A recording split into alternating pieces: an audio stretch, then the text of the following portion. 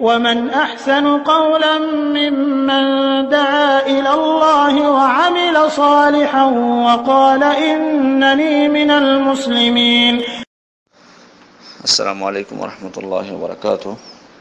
আমাদের একজন ভাই প্রশ্ন করেছেন যে অমুসলিমদের সন্তানদের সম্পর্কে যারা মারা যায় নাবালক অবস্থায় তাদের হুকুম সম্পর্কে।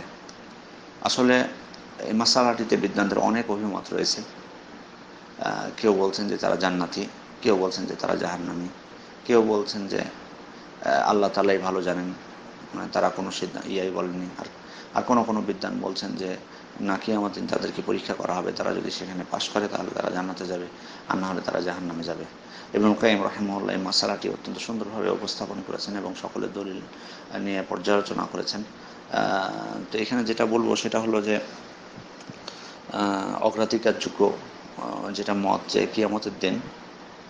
কিয়ামতের দিন আপনার তাদেরকে পরীক্ষা করা হবে। আনাস রাদিয়াল্লাহু আনহু থেকে বর্ণিত একটি হাদিস দ্বারা সেটি প্রমাণিত হয়।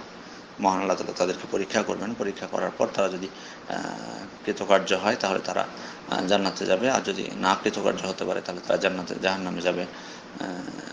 তাহলে এখানে এবং যারা মানে এই মাসআলায় যারা মানে বলেছেন যে কোনো সিদ্ধান্ত না, কারণ রাসূল সাল্লাল্লাহু আলাইহি ওয়াসাল্লাম হাদিসের মধ্যে বলছেন, ইবনে আব্বাস রাদিয়াল্লাহু আনহু থেকে বর্ণিত, সুইলা রাসূলুল্লাহ সাল্লাল্লাহু আলাইহি ওয়াসাল্লাম আন আওলাদিল মুশরিকিন ফাকালা আল্লাহু ইয খালাকাহুম আ'লামু বিমা কানু আমিলিন।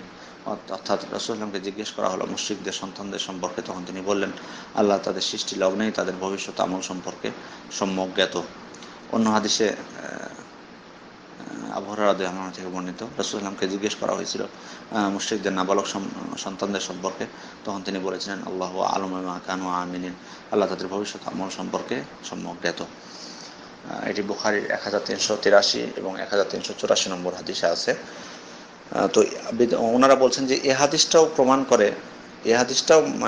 করে যে কিয়ামতের দিন তাদেরকে পরীক্ষা করা হবে, কারণ মহান আল্লাহ তাআলা তারা মানে কি আমল করত তারা বড় হলে সেটা জ্ঞাত আছেন, এবং এটা তিনি কিয়ামতের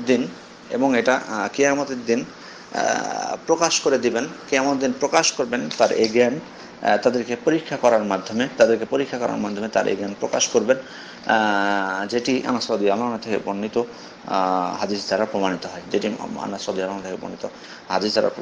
প্রমাণিত হয়। এবং এই মতটিকেই অনেক বিদ্বান, শাইখুল ইসলাম ইবনে তাইমিয়া, ইবনুল কাইয়িম রাহিমাহুল্লাহ, হাফিজ ইবনে কাসির সহ বর্তমান যুগের প্রখ্যাত বিদ্বানগণ, খ্যাতনামা উলামায়ে কেরাম, তারা এই মতটিকে প্রাধান্য দিয়েছেন যে কিয়ামতের দিন তাদেরকে পরীক্ষা করা হবে।